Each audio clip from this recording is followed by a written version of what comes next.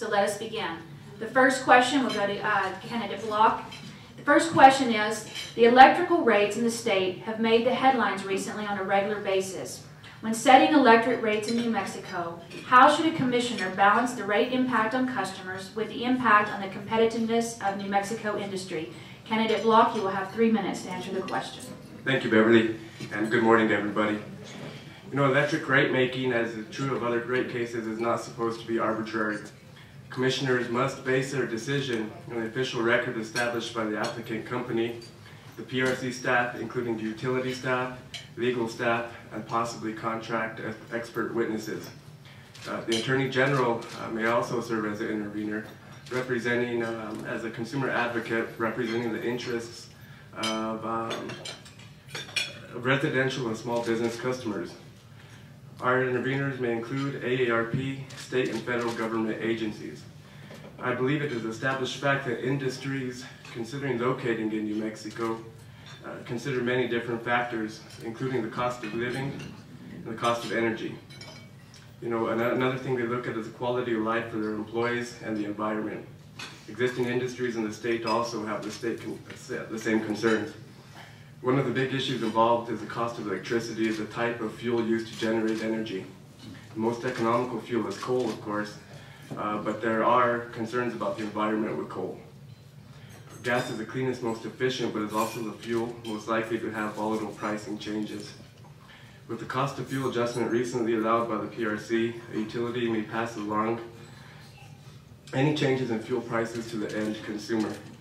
Renewable energy technologies are also an important fuel source to be considered. Investor-owned utilities are required to provide 20% of their usage to the renewable portfolio standard by 2020. And if elected to the PRC, it will continue to make the development of renewable energy a priority. You know, when considering rates, the PRC must take into account the type of energy technologies allowed or required. There is a balancing act which must be achieved to ensure the costs incurred do not expose the ratepayer, whether it be residential, commercial, or industrial customer, to higher than necessary electrical charges.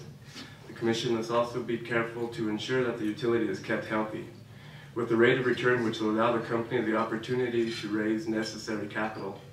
I would also point out that in the most recent P&M rate increase, the Chambers of Commerce of both Albuquerque and Santa Fe were on record as supporting the increase.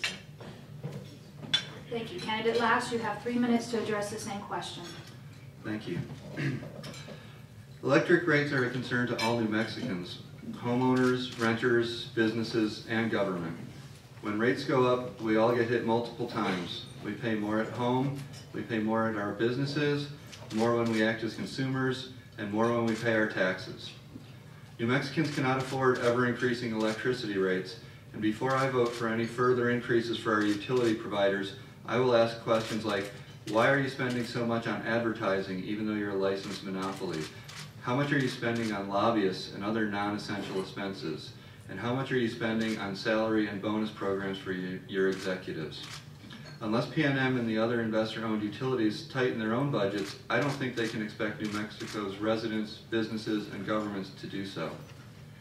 With the rising costs associated with health care for employees, for wages, and other costs, we need to do everything we can to keep utility costs affordable for the business community and for New Mexico residents. A large part of the problem, and the reason for the recent emergency rate increase, is the cost of petroleum-based fuels. Our utility providers need to see the light and begin investing in renewable energy technologies. While these technologies will require large initial investments, over the long run they will be much cheaper than continuing to rely on petroleum-based generators. Costs associated with coal and oil are going to continue to rise, but wind and solar are abundant and inexpensive. Palo Verde, the nuclear facility near Phoenix that provides about 15% of PNM's electricity, is nearly 30 years old, and the Four Corners coal-fired plants, where we get over half of our electricity, are close to 40 years old. New plants are going to need to be built regardless, and I will work with the utilities to facilitate their investments in clean, renewable energy technologies. Another often overlooked option is to localize our electricity production. I've met with ranchers in Clayton and Springer who want to know why the utility companies and the owners of the transmission lines are making it so difficult for them to tie into that grid. Here are people who are willing to make these initial expensive investments, if only to save one more expense or to get one more source of income from the land that they work and live on. I think they should be able to do that. Imagine if business owners and government could produce their own electricity and sell the excess back to the providers.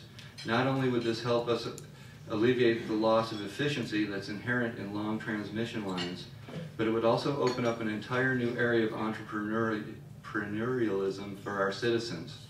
People who are willing to make these initial investments in solar panels and wind turbines would be rewarded over time through free electricity and potential profits over the years.